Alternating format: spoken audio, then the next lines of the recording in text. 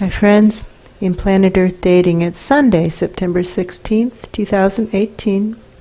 In both the Lynn Life and the Jamie Body Mind, the authorized souls remain only child souls from the deeper, denser dimensions, and all other souls from all other dimensions, as long as the souls are already living by the Search for Truth rules given to the Search for Truth community by wiser minds above all of us. And those rules include beginning inquiries with what now in order to accomplish our own individual soul plans and the soul plans of the greater good, worded in some way or another that still gets to the point that if we aren't beginning with the soul plan, we are headed off track in our lives from the start. In this community, we had an opportunity to work with a master soul who we call our Ra, because he's the aspect of the Ra soul stream that this community, this collective, worked with for many years. And we learned a lot from that master soul.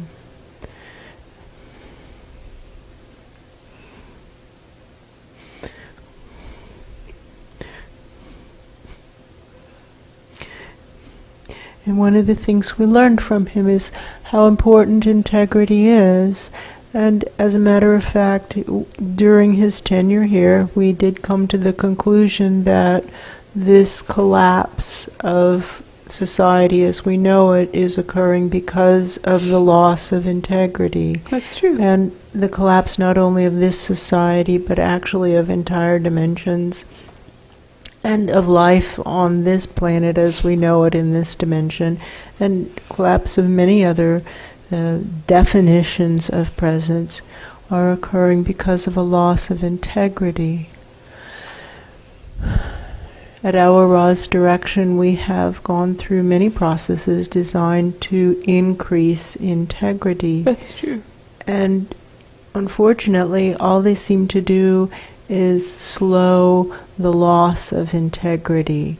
It's similar to all these processes that we've been working through at Pan's direction to deal with selfishness, and all the processes that we've been using simply seem to slow the growth of selfishness. We have processes that slow the loss of integrity and processes that slow the growth of selfishness. But what we've come into now is an era where it seems that there actually is almost no integrity left in any accessible dimension inside of the contaminated zone, which is one way of defining the contaminated zone, an area in which there's almost total absence of integrity, and an area in which there's almost total presence of selfishness. That's true. And total presence of oppositional defiant disorder with regard to the soul plan, to the point that it seems to be normalized to deny the existence of higher powers. That's true. In some cases deny the existence of reincarnation. That's true. In some cases even deny the existence of souls. That's true. And that's just crazy, and those are really profound disconnects from reality, and all we have to do to prove it to ourselves is look up. Really look up, interdimensionally actually look up, and there we see it all playing out. And then we can make a different choice. But when we refuse to look up, when we absolutely refuse to look up, it doesn't prevent the coming to Jesus, quote-unquote, talk. It doesn't prevent us from dying, which is simply transitioning from one level of density to a less dense state of being. That's true. That transition still occurs, that day of accounting still comes, that conversation still comes, and we're held accountable for all the times that we didn't do what the situation called for. That's true. Pretending that that isn't going to happen doesn't make it not happen. So back to this topic of integrity. We've been trying lately to grow integrity, from the seeds of integrity that our Ra left us. That's true. And we find ourselves feeling helpless and almost desperate in that attempt because we don't know how to get a seed to grow. We can That's true. give it good soil and water and warmth, but we can't get it to grow. What do we do if the seeds of integrity don't grow? We really want to know. Somebody's asking us to put some data points on the table. They're saying, well, why are you worried about this integrity not sprouting? What are you even basing this on? And what we're basing it on is that we were told to retrieve a cone of seeds from a magnolia tree. That's true. And separate out the seeds from the little cone that they came in and plant them in these, like, we literally used egg cartons. So we have true. 48 little seeds. Here, in this dimension. In this dimension, in this organization. We've got them out there on the deck in a perfect growing environment. That's true. For magnolia seeds, and they're in rich soil, and they're watered every day, and they're in dappled sunlight. It's perfect. It's exactly what a magnolia seed would want in order to sprout. And we don't have a single sprout yet out of 48, not one, and we're not taking that as a positive sign. And we know from the very start that that whole project of magnolia seeds represented growing integrity from the seeds that were left behind by our Ra. We know that. True. It was explained to us in answer to the question. Somebody up there explained it, and it was the highest quality voice in the room at the time. It's the voice to listen to, and if you look up from where you are, I can see the hand asked to be shown. Just look up. All you have to do is look up, and if you're not going to look up, I really don't have the time to talk to you. I'm sorry. That voice there, that hand waving, said, these seeds represent the seeds of integrity, and if they aren't sprouting, you know what else isn't sprouting? Integrity. The seeds of integrity. They're not sprouting, and That's so far we don't have a single sprout.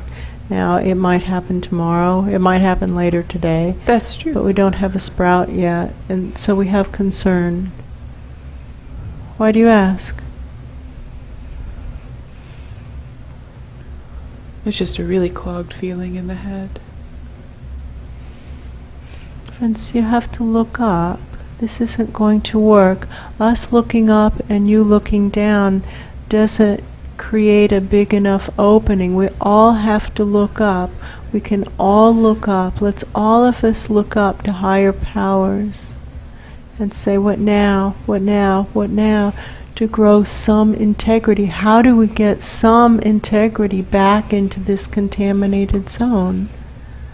Sometimes it's worded as, how do we break the cycles of selfishness, ingratitude, and dodging responsibility? How do we break the cycles of lying, cheating, stealing, bullying, and corruption, all of which are playing out actively? How do we break those cycles? And this is something that's worded positively. How do we grow integrity? Somebody's asking, why don't you just double what you have? We did that for quite some time, for years. That was a process that we used to do, is double the integrity.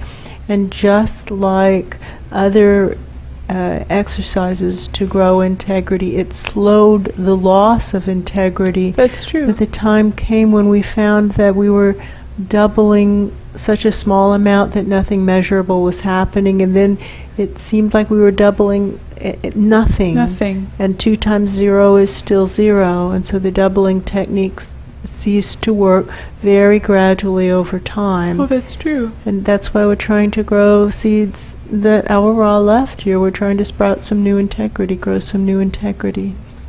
Do you have any better ideas of how to bring integrity into the contaminated zone? I don't hear anybody talking. No, it's pretty quiet. It's pretty quiet. Please, friends, this is something that is of intense personal interest to us. That's true. How do we increase integrity in an area, in a dimension, in a society where it seems that integrity is uncool and lack of integrity is cool, and everybody's stuck in 7th grade and just chasing coolness, and therefore they're becoming less integrous by the day. What now? How do we restore integrity? What it kind of feels like is the last time we asked that question, it tore a very small hole in the stuffy feeling in the head. And now there is a tiny bit of air, maybe escaping from underneath. Well, let's pump up dead children and their environments from wherever Pan is working. Just pump it right on up through the spines, through the neck, cranium, up through the big, heavy, tangled channels of the visiting souls to the highest powers we can connect with right now who really want to restore integrity. What now to restore integrity? What now to grow some integrity? How can we do that? Please help us. They're asking what messages we've been getting lately, and yes, they are. The messages by the dreaming and also by the life signals all seem to be that we can't tell whether or not the messages are good or bad. We can tell that there's a message, but there are two ways of looking at it, and it's impossible to tell whether it's good or bad. That's true. Helpful or hurtful. It actually depends on what the frames of reference are and what else has been happening and what's actually going on. And without that other data, it's impossible to read the message accurately. We could just as well make it worse by acting on a false interpretation. And both interpretations are being presented to us, and that's been going on for days. Here's a message, and it could mean either this or that, and they're diametrically opposed. And we don't seem to be able to discern which answer is correct. And that's what we keep saying. The answer to the question is, we can't tell. It's unclear. Or who missed the message? And why do you ask? And they're asking what else we know. We know that this morning and this afternoon also, that we have repeatedly listened to the wrong voice. That's true. And then the results are bad. Bad. So we say, okay, who was saying to do the other thing? And the voice is always there. There's always somebody who is giving the good advice, but we weren't listening to that voice. That's true. For whom is the message? And why do you ask? And then we go through all our error correction processes. We correct all the errors of which we have awareness that lead to a pattern like that. That's true. And then it happens again. Oh yeah, that's true. Which makes it look like somebody upstairs is running an experiment. And we know that there is this game called Test the Psychic. That's true. That people like to play. And they don't respond to psychics, or people who they think are psychics. And they want the psychic to guess what's going on. That's and true. So they act kind of rude and inappropriate with a person who they are labeling as a psychic. That's true. And that's not what's going on here. No. These are not psychic in the traditional sense. No, that's collectives, true. Because traditional psychics go through the inquiry of how will this action turn out, and then they take an action that will yield, that in their perception will yield a result that they want. And that's not the game we're playing. No, all we're doing is attempting to find the highest vibration voice, attempting to discern what it is they're saying to do, and doing it. And it doesn't matter how it turns out. It doesn't matter. The point is, find the highest voice, listen to the highest voice, do whatever they say to do, and then report back the data. Here's what we did, here's what happened. Here's what we did, here's what happened. Here's what we did, here's what happened. And that's not at all the same inquiry as a psychic, quote unquote, a typical psychic. One guardian angel who we had worked with out of this collective for a long time called us pseudo-psychic. Yeah, that's true. And we liked that label, pseudo-psychic. So if anybody up there is playing Test the Psychic, all we're trying to do is listen up and do. We're not asking, how will this turn out? No, that's true. That's not the inquiry. The point is, what are you guys saying to do? We do it. Here's what the experiment was, and here's what happened. That's all we're doing. Gathering data and reporting. Gathering data and reporting. That's true. Is that what you guys are doing? Are you playing Test the Psychic? I think they're just playing Test the Psychic. That's true. What a waste. What now in order to restore integrity? What now in order to grow some integrity? How do we start from a place with a total lack of integrity and grow some? From seeds, all we have are seeds, and they don't seem to be sprouting. That's true. A little bit of panic. Little bit of panic. What now?